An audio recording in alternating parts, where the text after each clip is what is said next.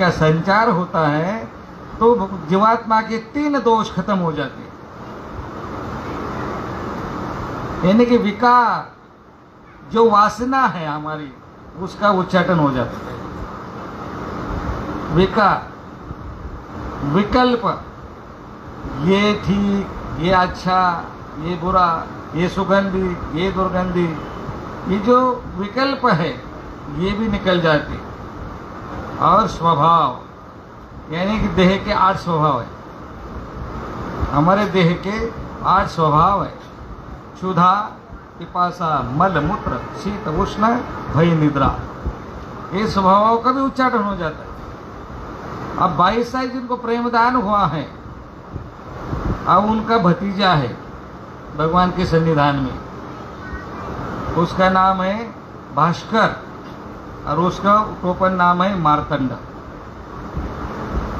आप मोह माया के परे हो चुके हैं 22 साल। समझ में आ रहा है ना, क्योंकि वो भक्त जाति की है।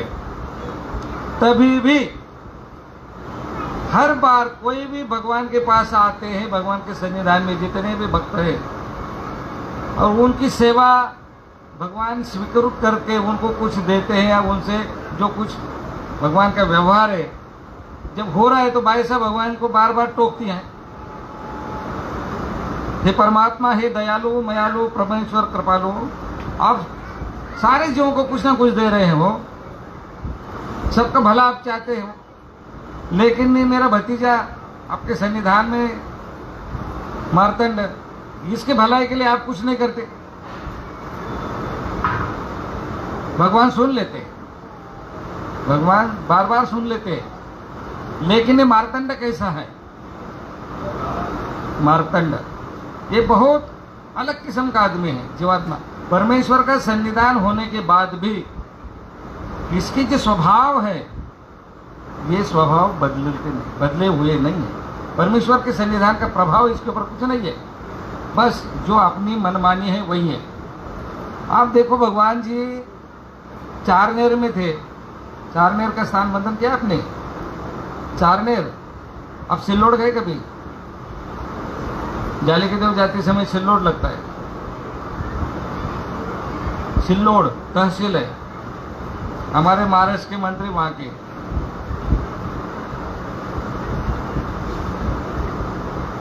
हाँ हाँ, तो चारनेर स्थान है। भगवान जी के साथ में ये मार्तंड भी सारा परिवार है। भगवान जी ने उनको विधि कही, मार्तंड को। सब मेरे तरफ ख्याल है, सबका ख्याल मेरे तरफ है क्या?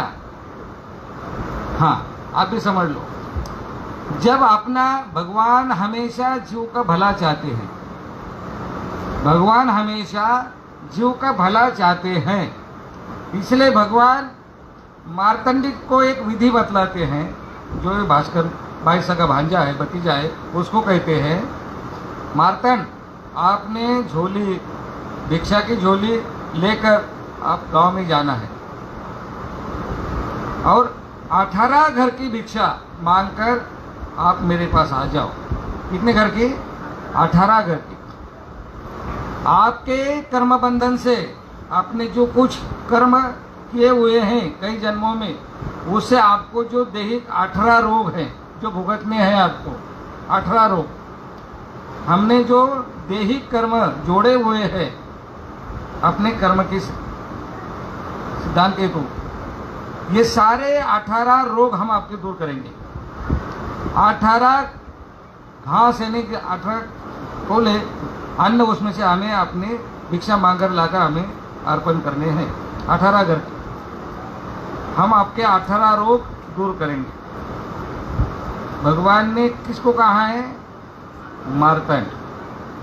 मार्तंड अपनी जैसे जीवात्मा है, बस हम भी मार्तंड के समान हैं। मार्तंड ने झोली उठाई, गया गांव में। गांव में उसकी मासी रहती थी, मासी। बस सीधा गया मासी के घर पे, और फिर मासी ने पूछा, क्यों मार्तंड तू आया है? तो भगवान भी आए क्या? चक्रधर स्वामी जी आए हुए हैं क्या? मार्तंड बोलते, तुझे क्या करना है? तेरे को क्या करने, भगवान आए नहीं आए, तेरे को क्या करने के। अब वो भट्टी भांजा है, बहन का लड़का है, तो मासी ने उसको नहलाया,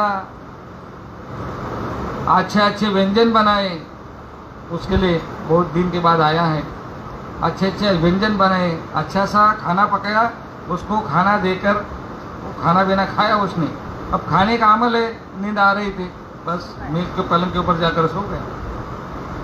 और 4 बजे उठा नींद से, फिर मासी को बोलता है, मासी घर में कुछ बचा हुआ चावल भात है क्या, घर में बचा हुआ कुछ भात है क्या, चावल है क्या। मासी बोलती तूने खाना खा तो खा लिया, अभी चावल क्या किस लिए चाहिए तुझे, चावल का क्या करना है, तुमको क्या करना है, बस तू मेरे झोले में चावल डाल दे, मैं कहता हूँ उतना कर।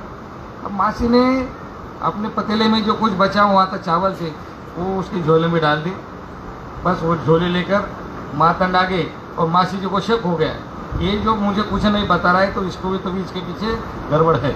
मासी जी उसके पीछे अभी जाकर पहुंच गए भगवान जी के पास में 4:30 बजे। अब गया तो सवेरे और आया 4:30 बजे। अब आया तो भगवान के सामने झोले लेकर गया, और भगवान ने जैसे झोले खोलकर देखा तो सारी चावल ही थी उसके अंदर। फिर भगवान बोलते क्यों मारते, आपको तो हमने 18 आकर के भिक्षा मांगने के लिए कहा था, आप तो चावल लेके आए। क्या भगवान जी क्या करना, जितने घर पे गया मैं सारे घर पे चावल ही चावल, दूसरा कोई अनाज ही नहीं पका था। यहाँ तक झूठ बोलने की, भगवान के सामने झूठ बोलने की साहस जीव का है। अब ये नहीं सोचता कि वो तो परमात्मा है, सर्वज्ञ है, हमारे अंतरात्मा में जो कुछ हम सोच विचार कर रहे वो भी जानने वाला वो है। तो यहाँ तो सारी क्रिया करने के बाद भी झूठ बोलने का साहस कर रहे, हम भी तो वही कर रहे। मार्कंड, हम के मार्कंड के परे थोड़ी, हम भी मार्कंडी है। सब करने के बाद भी हम सच्ची थोड़ी बात कहते भगवान से, ये भगवान हमने ये गलत किया है, ये मेरे से गलती हुई। उनके सामने भी हम प्रार्थना नहीं करती, माफ़ी नहीं मांगते। तो भगवान ने थोड़ी देखा है, भगवान थोड़ी वहाँ खड़े हैं, बस यही सब जान चल रहा है अपना, लेकिन जो परिणाम तो भुगत नहीं है। तो बाईसा आकर खड़ी हो गई बाजू में। अब बाईसा को उसका अभिमान, जब बाबा उसको टोक रहे थे कि उस आपने चावल ही चावल ले गए, फिर बाईसा भगवान को बोलती है ऊपर से, बाबा याचे या गावामध्ये कोणी थोडंच आहे, इसका कोई रिश्तेदार थोड़ी है, बेचारे के झोले में चावल ही आए होंगे, और उसकी क्या गलती है। उतने में वो मासी आकर भगवान के सामने खड़े हो गए। फिर बोलने लगी, ये सवेरे मेरे घर पे आया, मैंने इसको पूछा भगवान जी आए हुए क्या, ये कहते तुझे क्या करना है। इसको मैंने नहलाया, अच्छे से व्यंजन बना के खाना खिलाया, खाने के बाद ये सोया, और फिर 4 बजे मुझे बोलते कि अपने बचा हुआ कुछ चावल है क्या, तो चावल मैंने इसकी झोले में डाले, मुझे क्या पता कि आप यहाँ पर आए हो।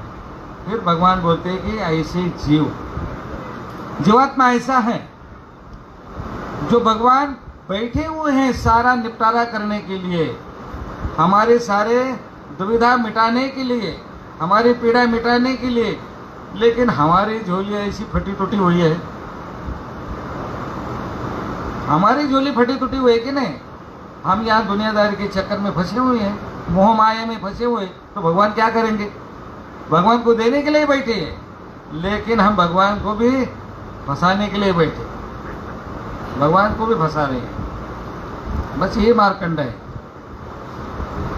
फिर दूसरी घटना है, कोई भक्त द्वारका जा रहे हैं, तो भाई साहब बोलती सारे लोग जाते, इसको भी जरा द्वारका देखने के लिए आप भी।